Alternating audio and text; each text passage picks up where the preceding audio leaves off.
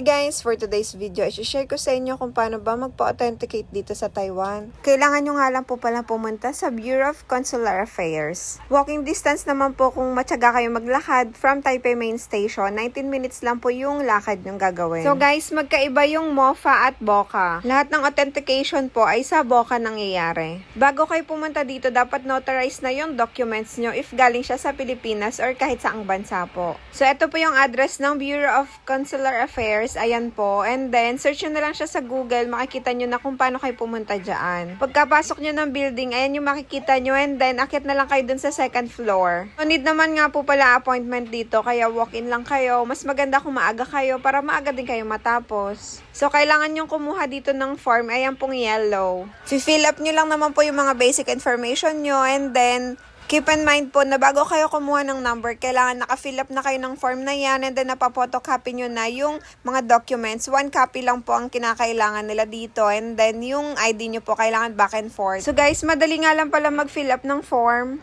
May guide na sila doon, pero ito i-guide ko din po kayo pangalan, birthday nyo, cellphone number, and then yung purpose ng authentication, and then yung gender nyo po, yung ARC number, passport number, and then yung address nyo po dito. Tapos kung saan ba pupunta yung documents nyo, yung nilagay ko ay Meko Taipei. Ang next naman po na kailangan nyo fill up na itong mga documents kung ilang copies ba. For example, yung birth certificate po, isang original, 4 na photocopy. So guys, kung magpapa-authenticate kayo ng original na documents ay 400. Kapag photocopy documents naman ang ipapa-authenticate nyo, 200 each copy po. After nun ay magsisignature lang kayo and then kung anong date kayo pumunta. For example, June 8. And kung mag-agent naman po kayo since busy kayo, i-fill up lang nung mag-aasikaso ng papers nyo dyan po. And then ibibigay nyo pa rin yung original na ID nyo po. At syempre po, kailangan din magdala ng agent nyo ng ID niya po for identification. Doon nga po pala sa BOCA ay meron na silang photocopy machine. 1 NT po isang copy. Pwedeng easy card or cash po ang ibayad nyo doon. Actually, lagi ako nag-struggle gamitin yung back and front na function ng photocopy machine nila. So, next time na pupunta ako doon, i-video ko para alam nyo kung paano na magpa-photocopy ng back and front. Kasi doon talaga ako nahihirapan lagi. So, kapag okay na po yung form nyo, yung lahat ng photocopy ng mga documents nyo, tigwa 1 copy, and then yung photocopy ng ID nyo po, back and front, ay pwede na kayong kumuha ng number doon. Tayo nyo na lang yung number nyo kasi mag-show naman yun kung anong number and then kung anong counter kayo pupunta. Ito nga pala yung bayad at kung ilan. Kapag regular po, 2 working days sa antayin nyo. Kapag original nga, 400. Kapag